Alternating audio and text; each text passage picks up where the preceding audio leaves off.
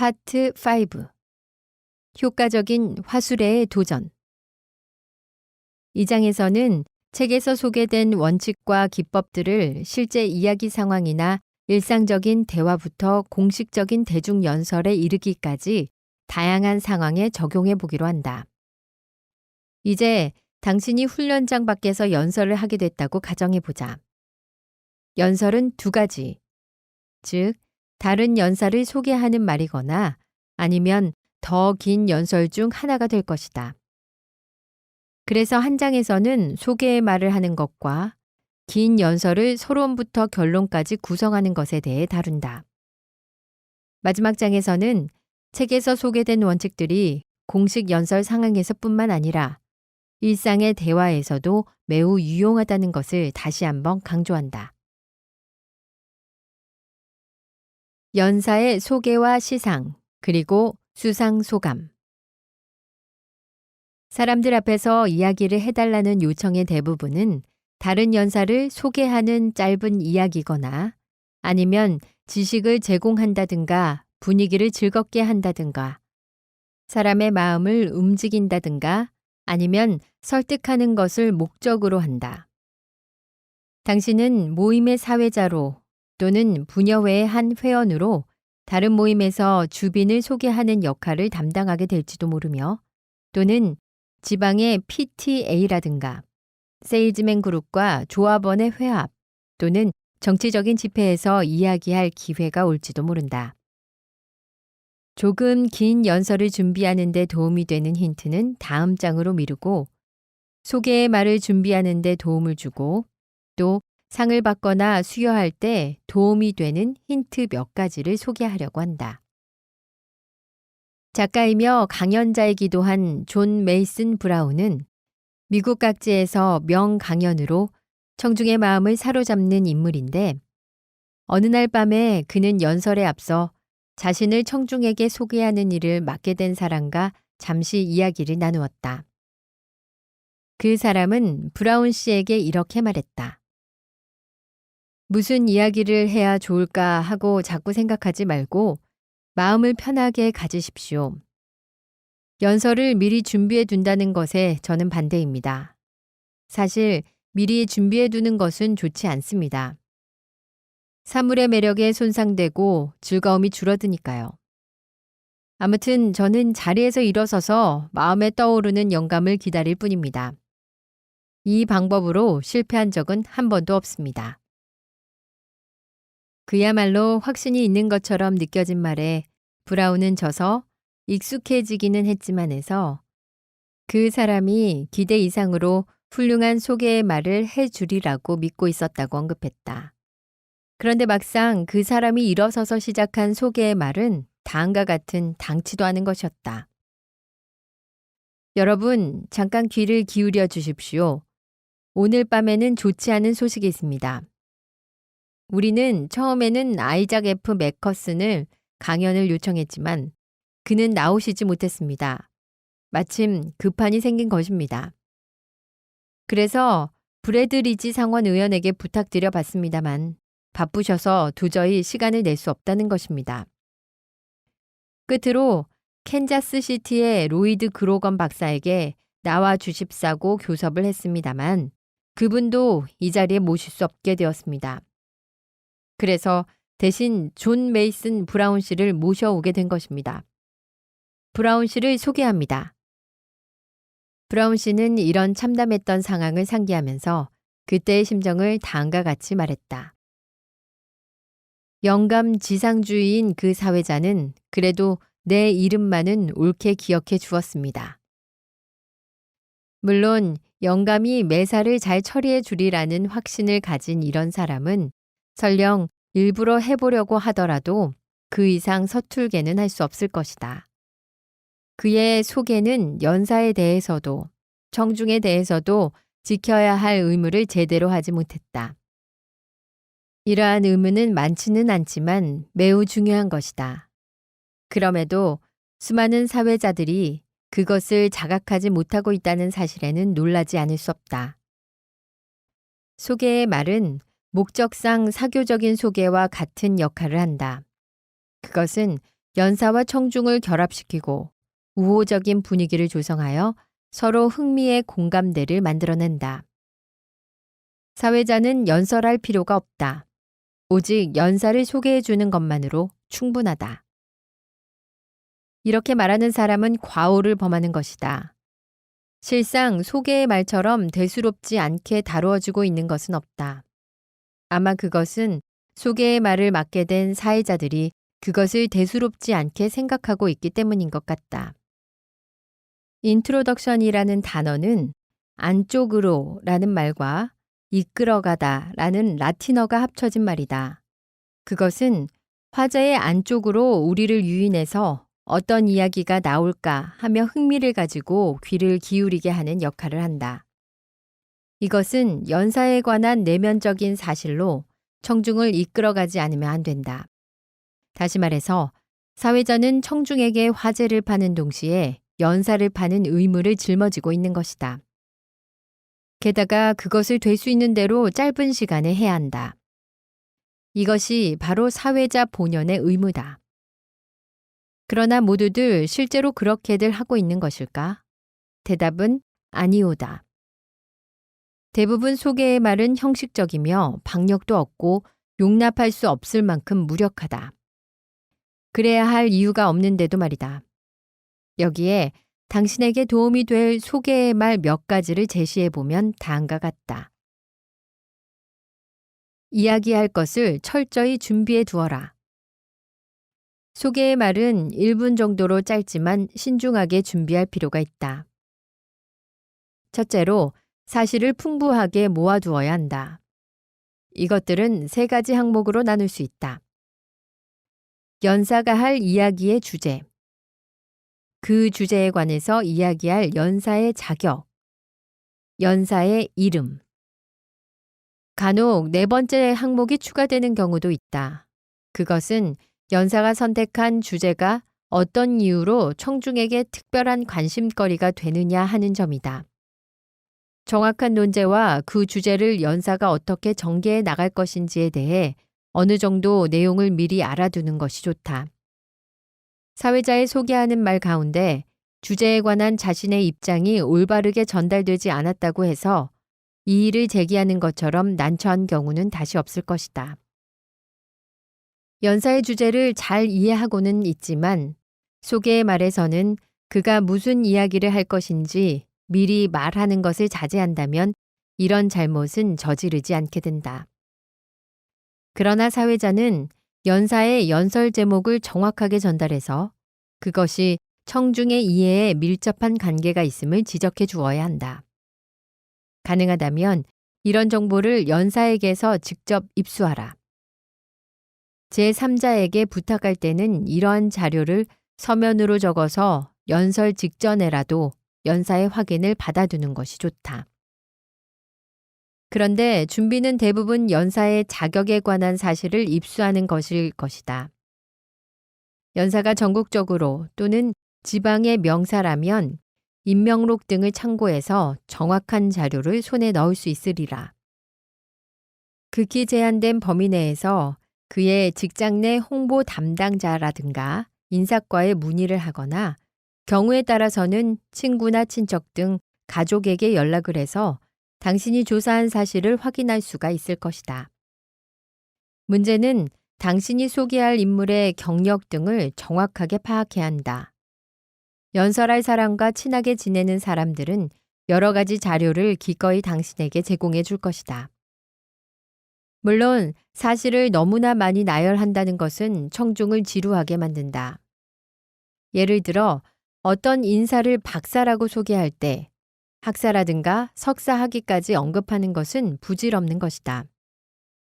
이처럼 그 사람이 대학을 나온 이후 역임했던 지위를 나열하는 것보다는 그 사람이 역임한 것 중 최근 또는 최고의 직위를 알리는 것이 상책이다.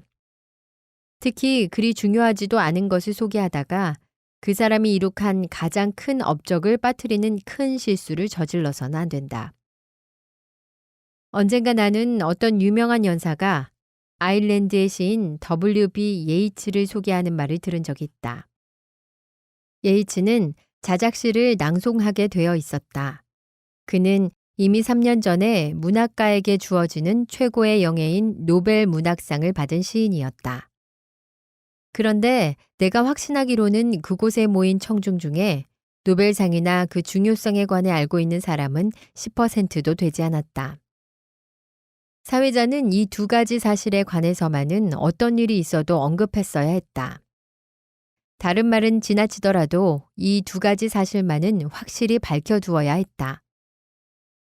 그런데 사회자는 엉뚱하게도 이런 사실은 완전히 무시해버리고 신화와 그리스의 시에 대해 이러쿵저러쿵 늘어놓고 있었던 것이다. 특히 연사의 이름만은 정확하게 발음해야 한다는 것을 명심해야만 한다. 존 메이슨 브라운은 자신이 존 브라운 메이슨이라고 소개된 적이 있었고 더 심하게는 존 스미스 메이슨이라고 소개된 일조차 있다고 말했다. 캐나다의 유명한 유머 작가인 스티븐 리코크는 유쾌한 수필집 오늘 밤은 우리의 컷에서 그가 받은 소개에 대해서 언급했는데 사회자는 그를 다음과 같이 엉뚱한 이름으로 소개하는 실수를 저질렀다. 우리들 중에는 리로이드 선생님이 오시는 것을 학수고대하고 계신 분이 대단히 많습니다. 평소에 이분의 작품을 탐독하신 분이 많기 때문에 이렇게 처음 만나 뵙게 되는 분이지만 옛 친구를 만난 것처럼 친근감이 있습니다. 실제로 이분의 이름은 이 고장에서는 벌써 오래전부터 일상 용어처럼 통용됐다고 해도 결코 과언이 아닙니다. 저는 진심으로 이분을 여러분께 소개하게 된 것을 영광으로 생각하는 바입니다. 리로이드 선생님을 소개합니다. 조사의 주 목적은 구체성을 띠게 하려는 것이다. 구체적이 되어야만 소개를 하는 목적, 즉 청중의 관심을 고조시키고 연설하는 사람의 이야기를 잘 받아들이게 하는 목적을 달성할 수 있기 때문이다. 준비도 제대로 하지 않고 회의장으로 나오는 사회자는 다음과 같이 애매하고 졸음이 오게 만드는 소개의 말밖에는 하지 못하게 마련이다. 우리가 기대하고 있는 연사는 도처에서 이 문제, 그러니까 이 이야기의 주제에 관해서 권위자라는 것이 인정되고 있습니다. 우리는 이 문제에 관해서 그분이 이야기하려고 하는 것에 깊은 관심을 가지고 있습니다. 왜냐하면 그는 대단히 먼 곳에서 오셨기 때문입니다. 그래서 여기 여러분께 그러니까 그렇습니다. 프랑크 선생을 소개하게 된 것을 영광으로 생각하는 바입니다. TIS 공식에 따르라. 대체적으로 소개를 위한 연설에서 사실을 수집하는 데는 다음의 TIS 공식을 이용하면 된다. T는 화제, 타픽이다. 소개를 할 때는 우선 이야기의 제목을 정확하게 말해야만 한다. I는 중요성, importance이다. 이 단계에서는 화제와 청중의 특수성, 즉 이해관계를 결부시키는 것이다. S는 연사, 스피커이다. 말하는 사람, 즉 연사이다. 여기서는 연사에 뛰어난 자격, 특히 화제에 관계된 자격을 소개하는 것이다. 끝으로는 연사의 이름을 정확하게 알려야만 한다. 이 공식에는 우리의 창의력을 구사할 여지가 충분히 있다. 소개의 말이라고 해서 무미건조해야 할 이유는 없다. 이러한 공식을 의식하지 않게 하면서 공식에 의한 소개의 말에 예가 있다. 이것은 뉴욕의 신문 편집자인 호먼 선이 뉴욕 전화회사의 중역인 조지 웰범을 신문 관계자의 한 모임에서 소개했을 때의 일이다. 그는 다음과 같이 말했다. 오늘의 강연 제목은 전화는 당신에게 봉사한다 입니다. 이 세상의 커다란 미스테리들, 사랑이라든가 경마하는 사람들의 집요함이라든가 하는 불가사의 중 하나는 전화를 걸 때 일어나는 것 같습니다. 어째서 잘못 연결되는 경우가 생길까요? 왜 뉴욕에서 시카고로 전화를 거는 것이 자기 마을의 바로 언덕 너머에 있는 가까운 마을에 가는 것보다 빨리 걸리는 수가 있는 것일까요? 우리가 초청한 연사는 이런 것에 대한 대답이나 그 밖의 의문에 대한 대답도 알고 계십니다. 지난 20년 동안 전하에 관련된 일에 대해 그 어떤 것에서도 모두 능통하고 타인에게 그 일의 내용을 분명히 알리는 것이 선생의 업무였습니다. 따라서 웰범은 참으로 전하회사 중역의 직함에 적합한 인물입니다. 선생은 지금부터 전하회사가 우리 가입자들을 위해 어떻게 봉사하고 있는지를 말씀해 주실 것입니다. 만약 오늘날 전화 서비스에 호의를 가지고 계신 분이 계시다면 웰범 선생을 수호신처럼 생각하십시오. 만약 최근 전화 때문에 곤란을 겪은 분이 계시다면 이분에게 피고 측을 대변하게 하십시오. 여러분, 뉴욕 전화회사의 부사장 조지 웰범 씨를 소개합니다. 사회자가 얼마나 멋지게 청중에게 전화에 대해 생각하게 만들고 있는지를 주목하라. 청중에게 질문을 함으로써 그 호기심을 불러일으키고 연사가 이러한 질문이나 그 밖의 청중이 할지도 모를 질문에 대답해 줄 것이라고 암시를 한 것이다. 이 소개의 연설은 미리 써두었거나 암기된 것은 아닐 것이다. 이렇게 글자로 표현되어도 그것은 평소의 대화처럼 자연스럽게 들린다. 소개를 하기 위한 연설은 절대로 암기를 해서는 안 된다. 어느 날 밤의 집회에서 사회자가 코넬리어 오티스 스키너를 소개한 일이 있었는데 그 사회자는 암기했던 말을 이야기하다가 그만 다음 말을 잊어버렸다. 그래서 한동안 당황하다가 크게 숨을 한 번 쉬고는 입을 뗐다. 사실 오늘은 강연하실 분으로 버드 제독을 모실 예정이었습니다만 그분에게는 엄청난 사례를 해야 되기 때문에 오늘 밤 대신 코넬리어 오티스 스키너 양을 모시기로 했습니다. 소개는 여유 있게 그 장소의 분위기에 맞추어 자연스럽게 나오듯 딱딱하지 않고 말투가 날카롭지 않도록 조심해야 한다. 앞에 인용한 웰범을 소개한 말은 저로서는 최상의 영광입니다. 라든가 매우 흔쾌한 일입니다. 라는 상투적인 표현을 전혀 쓰지 않았다. 연사를 소개하는 최상의 방법은 다만 누구누구누구 씨를 소개합니다. 라고 이름을 알리는 것이다. 개중에는 지나치게 말이 많아 청중의 반감을 사는 사회자도 있다. 연사와 청중에게 사회자인 자신의 중요성을 역설하고 가당찮은 웅변을 토하는 사회자도 없지 않다. 심지어는 당치도 않은 농담까지 섞는다든지 연사의 직업을 들먹이며 농담을 하는 딱한 사회자도 있다. 효과적으로 소개하려는 목적을 이룰 생각을 가진 사람이라면 이러한 잘못은 절대로 피해야 한다. 여기서 TIS 공식을 충실히 이행하면서도 독자적인 개성을 잃지 않고 있는 또 하나의 신뢰를 소개하겠다. 에드거 L. 슈너딕이 저명한 과학자이며 편집자이기도 한 제럴드 웬트를 소개한 다음 글에서 TIS 공식의 세 가지가 어떻게 조화를 이루고 있는지 특히 주의해서 보기 바란다. 오늘의 과학이라는 연사의 화제는 참으로 소홀히 할 수 없는 중요한 문제입니다. 이 논제에서 저는 자신의 몸속에 고양이가 도사리고 숨어 있지 않나 하는 환각으로 고민하던 한 정신병 환자의 이야기가 생각나는군요. 어떤 방법으로도 환자를 고칠 수 없었던 정신과 의사는 거짓 수술을 했습니다.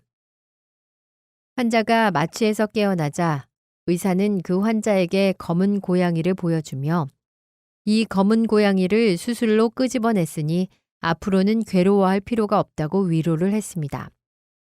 그러자 환자는 대답했습니다. 그런데 선생님, 저를 괴롭히고 있는 고양이는 회색이었습니다. 오늘의 과학도 이것과 비슷한 것입니다. 우라늄 235라고 일컬어지고 있는 고양이를 잡으려고 하면 엉뚱하게도 넵투늄이라든가 프루토늄 또는 우라늄 233 등과 같은 고양이 떼를 발견하게 됩니다.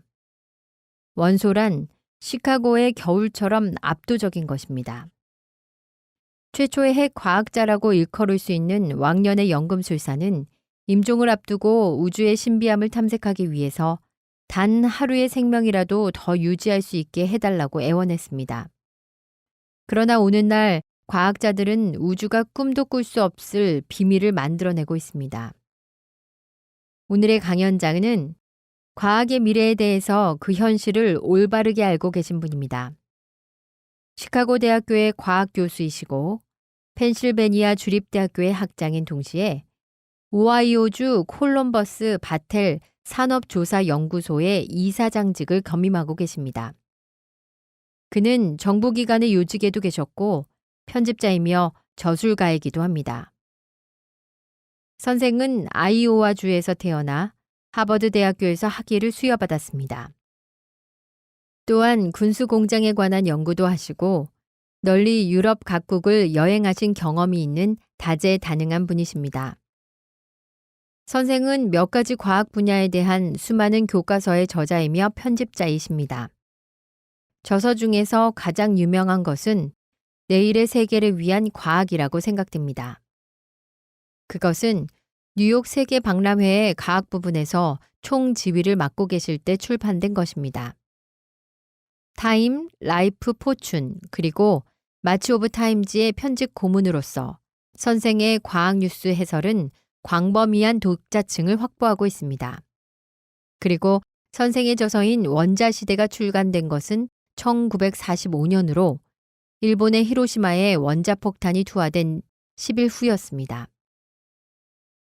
진정 훌륭한 것은 아직 나타나지 않았다라고 하는 것이 선생이 즐겨 쓰시는 말씀이십니다. 사실 그렇습니다.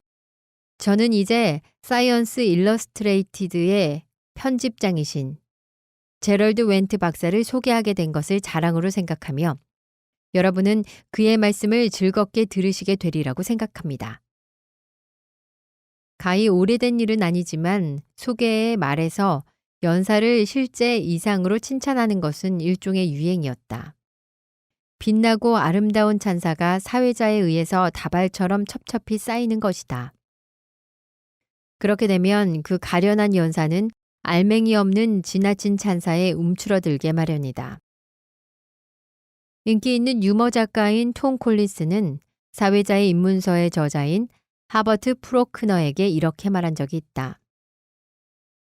우스운 이야기를 하려고 하는 연사에게 사회자가 여러분은 웃음을 참을 수 없어 배를 움켜잡고 대굴대굴 구르게 될 것이라고 청중에게 장담하는 것처럼 치명적인 타격은 없습니다. 사회자가 당신을 그런 식으로 소개한다면 차라리 이야기를 그만두고 집으로 돌아가는 편이 훨씬 낫다는 것을 깨닫게 될 것입니다. 왜냐하면 당신이 하려는 이야기의 효과는 산산조각난 것이나 다름이 없기 때문입니다. 그렇다고 해서 연사를 과소평가하는 것도 곤란하다. 스티븐 리코크는 다음과 같은 말로 끝나는 소개의 말에 응할 수밖에 없었던 때를 회상한다. 이것은 올 겨울의 연속 강연 중 첫 번째 강연입니다. 작년의 모임은 여러분들도 잘 아시다시피 결코 성공적이라고 말할 수는 없었습니다. 실제로 연말의 회계는 적자였습니다. 그래서 금년에는 방침을 바꾸어 실험적으로 사례금이 싼 연사를 위촉해 볼 작정입니다. 여러분, 리코크 씨를 소개합니다. 리코크 씨는 그때의 심정을 이렇게 털어놓았다. 적은 사례금을 받는 연사라는 딱지를 붙이고 청중 앞에 나선다는 것이 어떤 심정일까 하는 것을 여러분도 한번 생각해 보십시오. 열정적으로 하라. 연사를 소개할 때의 태도 또한 내용과 마찬가지로 중요한 것이다.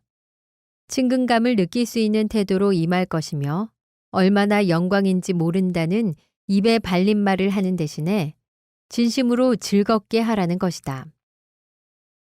연사의 이름을 알리는 마지막을 최고조로 하면서 소개를 한다면 청중은 기대감이 더해 더 한층 열광적으로 박수를 치며 연사를 환영하게 된다. 청중이 이런 호의를 보여준다면 연사에게도 그 기분이 파급되어 최선을 다하게 만드는 자극제가 될 것이다. 소개의 최후 단계에서 연사의 이름을 말하기 전에 휴식, 분리, 펀치에 새 단어를 기억해두면 큰 도움이 된다. 휴식이란 연사의 이름을 소개하기 전에 잠시 침묵을 지키며 간격을 둠으로써 기대감을 갖게 하는 것을 의미한다. 분리란 성과 이름을 말할 때 약간 시간을 두어 연사의 이름을 확실히 인상에 남게 하는 방식이다. 펀치란 이름을 힘차게 알리는 것을 의미한다. 또 한 가지 주의해야 할 점이 있다. 연사의 이름을 알릴 때는 절대로 연사 쪽을 보지 말고 청중 쪽을 향한 채 최후 한 음절까지 발음을 끝내고 나서 비로소 연사 쪽을 보도록 하라. 모처럼 훌륭한 소개의 말을 하면서도 맨 마지막에 연사를 보면서 당사자인 연사에게만 이름을 알리고 정작 청중에게는 알아듣지 못하게 하여 그 효과를 송두리째 망쳐버린 사회자를 나는 수없이 많이 보았다. 성실하게 하라. 끝으로 성실성을 근본으로 삼아야 한다. 중상하는 것처럼 들리는 말투라든가 가시가 있는 농담은 삼가라. 무엇인가 우물쭈물 얼버무리려는 식의 소개는 청중에게서 오해받기 쉬운 법이다. 무엇보다도 성실성을 잃지 말라는 것은 당신이 최고의 기교와 재치가 필요한 사교장에 놓여 있기 때문이다. 당신은 연사와 친한 사이일 수도 있겠지만 청중은 그렇지 않으며 당신이 무심코 던진 한마디 말이 얼토당토하는 의미로 받아들여질 수도 있는 것이다. 프레젠테이션 연설을 철저히 준비하라. 인간이 내심으로 간절히 바라는 것은 다른 사람들의 인정과 명예라는 것은 이미 증명된 사실이다. 여류 작가 마제리 윌슨의 이 한마디는 일반적인 감정을 거짓 없이 표현하고 있다. 우리는 모두 다른 사람들과 사이좋게 지내고 싶어 한다. 또 다른 사람의 인정도 받고 싶어 한다. 타인에게 듣는 칭찬은 설령 그것이 한마디의 짧은 찬사라고 하더라도 마법처럼 사람의 마음을 들뜨게 만든다. 유명한 테니스 선수인 아이셔 깁스는 그의 자서전 제목에서 이 같은 사람들의 마음의 소망을 매우 적절하게 표현하고 있다. 그 책의 제목은 나는 상당한 인물이 되고 싶었다 라는 것이었다. 수상소감을 말할 때는 수상자가 진정으로 어떤 존재임을 보증해 주는 것이다. 수상자는 어떤 것을 노력하여 성공을 거둔 것이다. 영예를 받을 자격이 있는 인물인 것이다. 우리는 그 사람을 칭찬해 주기 위해서 모인 것이다. 말해야 할 것은 극히 간단 명료하게, 그러나 세심한 배려가 있어야만 된다. 영예로운 자리를 자주 접하게 된 사람에게는 그다지 대단한 문제가 되지 않을지 모르지만 운이 그다지 좋지 않은 사람들에게는 평생에 길이 남을 수 있는 추억이 되는 수도 있다. 따라서 수상소감을 말할 때는 말의 선택에 각별히 주의해야 한다. 상을 주게 된 이유를 구체적으로 설명한다. 장기간 근속한 자에 대한 경우도 있을 것이고 경기에서 우승을 했다든가 또는 어떤 우수한 업적에 대해서 수상하는 경우도 있으리라. 그것을 간결하게 설명하라. 상을 받는 사람의 업적 중에서도 참석자의 관심을 끌 수 있는 사실을 이야기하라. 수상자가 그 상을 받을 적격자인 것이다. 또한 청중이 수상자에 대해서 얼마나 따뜻한 경의를 품고 있는지를 설명하라. 수상자에게 축하의 인사를 하고 그의 장래에 대한 청중의 진심 어린 축복을 전달하라. 이러한 짧은 연설에는 성실성만큼 불가결한 요소도 없다. 비록 말은 하지 않더라도 아마도 누구나 다 그 사실을 자각하고 있을 것이다.